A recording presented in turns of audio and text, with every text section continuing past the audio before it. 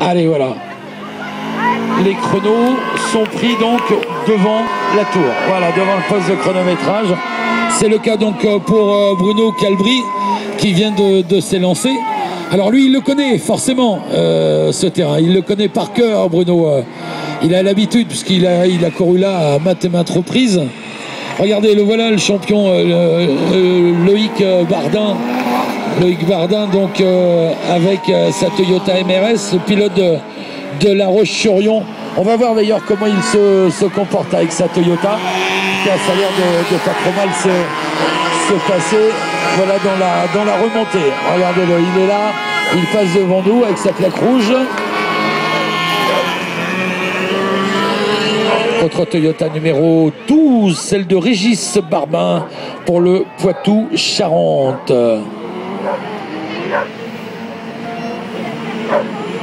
Voilà la sortie donc du dernier virage, ce virage qui est très important, c'est la dernière courbe avant donc la ligne d'arrivée. Eh bien on retrouvera donc notre Mayennais avec le numéro 31, Bruno Calbry. Voilà, Bruno Calbry avec sa Citroën.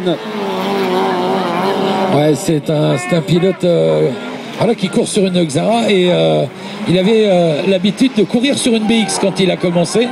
Il a fait des prouesses, il a changé de voiture. Ce gentil pilote venant de la jolie petite commune de Sassé, tout près d'ici, hein, pas très loin d'ailleurs.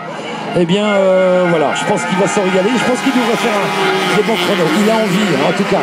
Il a envie de démontrer qu'il est chez lui à domicile. Tiens, notre ami belge est parti aussi. Il s'était lancé, le pilote de la région de Chimay sur sa 206, Kevin Bayard. Il représente donc l'écurie des Hauts-de-France. Allez, regardez, rien que la montée là. Quand on va voir ça demain en compète, ça va être génial.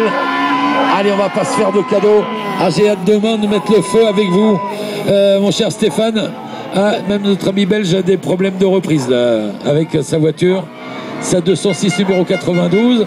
En tout cas, Bruno Calbry, il a déjà mis la combinaison jaune. Hein. Ça veut dire que, je ne sais pas si c'est représentatif au Tour de France du maillot jaune de leader, mais en tout cas, il a la combinaison jaune. Vous allez voir qu'il va faire un très bon chrono, Calbry. On va vérifier ça tout à l'heure.